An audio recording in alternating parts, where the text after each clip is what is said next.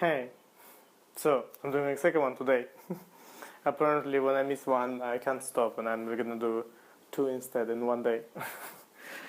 um, yeah, so today I made the morning one about the depth of connection and how shallow connections when you make an effort, essentially. And today I did not make an effort. I decided to see what happens if I just let this challenge that I had for myself. Because I have realized now the fears, I consciously process them, I consciously face the fears, I consciously prove to my subconsciousness that it is not as scary as it thought. So after showing it that it's not as scary as I thought, today I let go. And I have not set the intention to meet strangers today. Guess what? I met two beautiful strangers, very shiny souls and a very deep connection.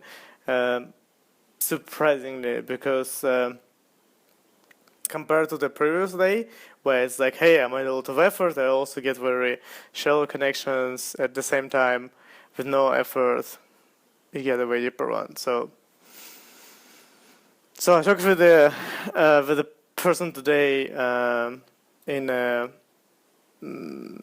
Juno's, I think, in the restaurant called, about the effortless living and how effortless living is essentially living in the flow with an intention. So if your intention is, and he said this brilliant phrase that his intention is always being curious about what was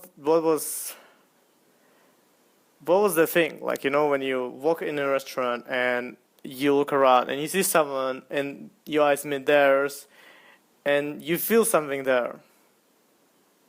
If your intention is curiosity instead of, hey, this is a beautiful girl, there might be something happening, I'm gonna go say hi to her and maybe get late in the evening. If your intention is just curiosity, it comes out very different and you get you actually come very natural instead of trying to get something or be attached to some kind of result. You just go into conversation with it being like, hey, did you feel that? That was really kind of weird. I wonder why we just looked for each other for like a minute. Like, did you want me to ask me something? Do I remind you of someone? Or something like that. And most of the time there's an interesting conversation there. Yeah, so when you go with the flow and you have an intention. So some people say you go with the flow and you don't have any goals. I don't particularly agree with that. I think you still have intention, goal, call it whatever, something that you set as a overarching vision for what you want to become. And then you let go.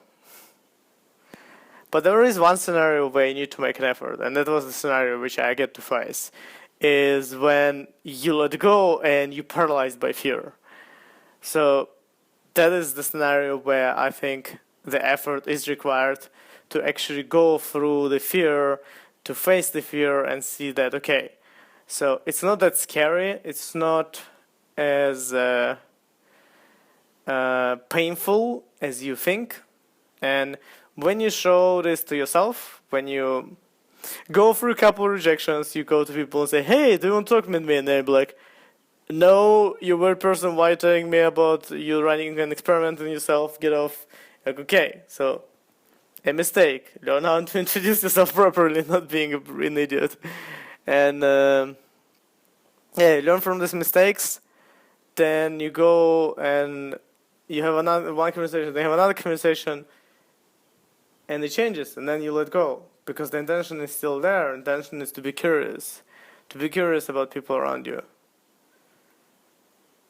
And when you just have an intention, it just flows. You don't actually need to make any efforts.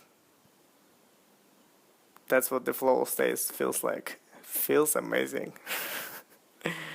And the second thing we actually talked about is the flow state connection with love. So the flow state, drug-wise, chemically, it's very, very similar to love in a lot of sense because it releases very similar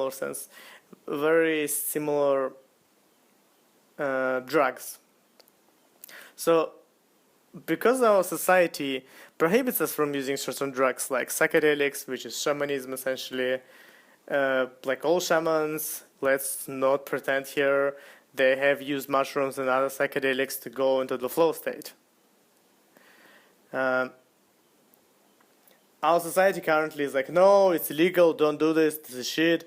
The only drugs you're allowed to do is alcohol, smoking, and caffeine. That's the only three things you are allowed to consume. All the other drugs are illegal because no, we don't allow you to do them. Because they give you the sense of a flow when you can see beyond yourself. So what we end up, because we don't have enough of that, and we're all kind of addicted. Like thanks, Rhonda. The intention is what important, as I said. So we are so addicted to those substances, like dopamine, norepinephrine, I think, oxytocin, that we chase them in love. Instead of getting ourselves into slow state, we chase love for those drugs. And at some point, love stop giving us them, and we need to meet people, but we're so afraid to disconnect ourselves from our lover that we get trapped. We get trapped in our relationship, and then we don't get enough drugs, and we get angry with our partner because we don't get enough drugs, and we basically become drug addict in denial and in craving of more drugs which our love doesn't give us anymore. So the question here is, why does your love need to satisfy all your drug addictions? You can get them from other places. You can get dopamine from just talking to people. Meeting new people gives you dopamine. Norepinephrine you can get from talking to the opposite sex. You don't need to go and sleep with them. You can just talk, flirt a bit. That's enough for you to actually get the drug dose. So this is the ways to satisfy the same exact things, and then you can come and be with your partner from a state, not from a state of I'm addicted to you because you give me all the drugs, but from a state of choosing them consciously, choosing the relationship consciously, not because you just get the drugs and makes your body feel good. So choose consciously. Thanks a lot.